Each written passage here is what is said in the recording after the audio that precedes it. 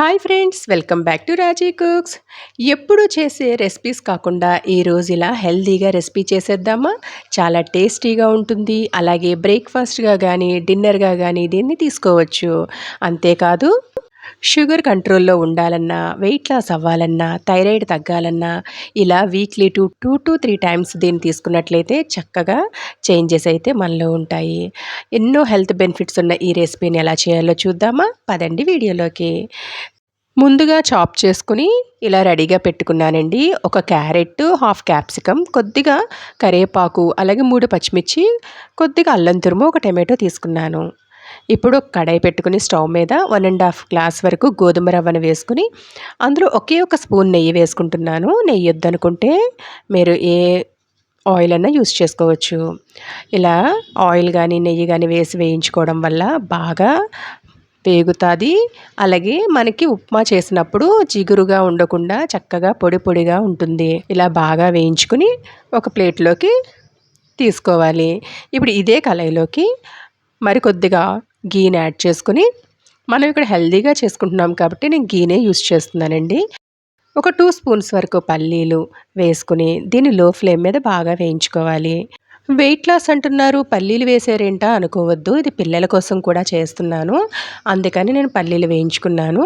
మీరు weight loss కానీ అవ్వాలనుకుంటే పల్లీలని స్కిప్ చేయొచ్చు. అలాగే ఇవి బాగా వేగాక దించే ముందు వీటిల్లో కాస్త జీడిపప్పును కూడా వేసుకుంటున్నాను.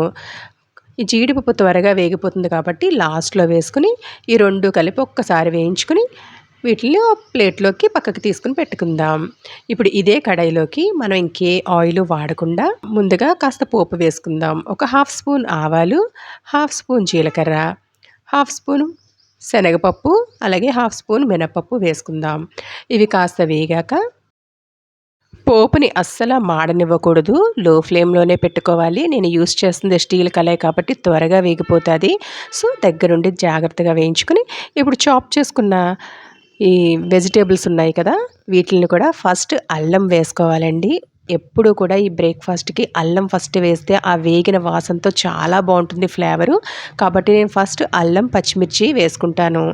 అలాగే ఇవి ఒక్కసారి కలుపుకొని ఇప్పుడు ఒక్కొక్కటిగా రిమైనింగ్ అన్నీ యాడ్ చేసుకుందాం. కరివేపాకు వేసుకుని అలాగే క్యారెట్, క్యాప్సికమ్ కూడా వేసుకుందాం.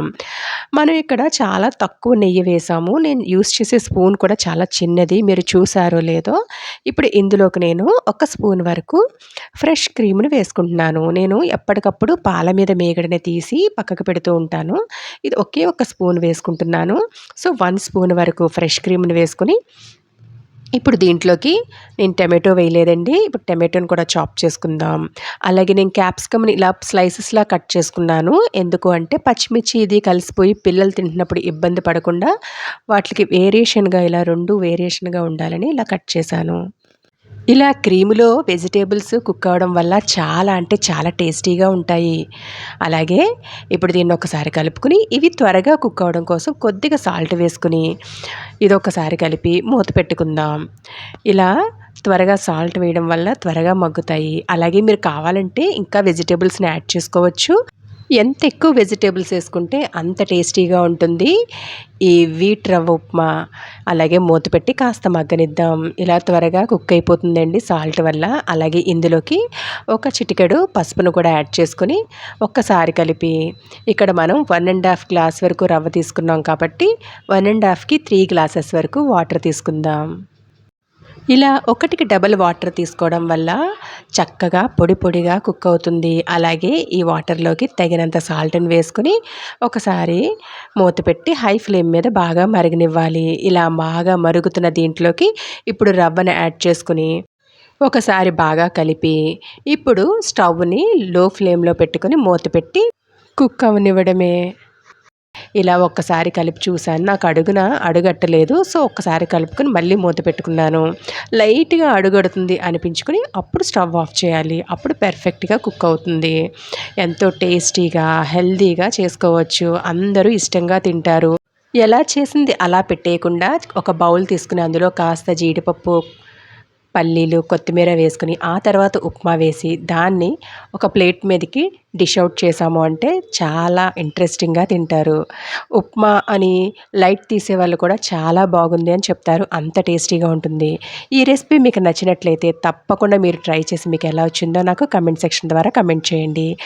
అలాగే ఈ కప్పులోంచి ఇలా డీమోల్డ్ చేశాక దీని మీద కాస్త నిమ్మ చెక్క పిండాము అంటే ఇంకా టేస్ట్‌కి చెప్పక్కర్లేదు. ఎంతో టేస్టీగా ఉంటుంది. అలాగే మీరు దీనికి ఏమైనా కాంబినేషన్‌గా ఏదైనా చట్నీ కానీ లేదా రైతా అయినా బాగుంటుంది. నేనిక్కడ నైట్ డిన్నర్‌కి బదులు తీసుకుంటున్నాను కాబట్టి మార్నింగ్ దాల్ కూడా తీసుకోవచ్చు. అంత టేస్టీగా ఉంటుందండి.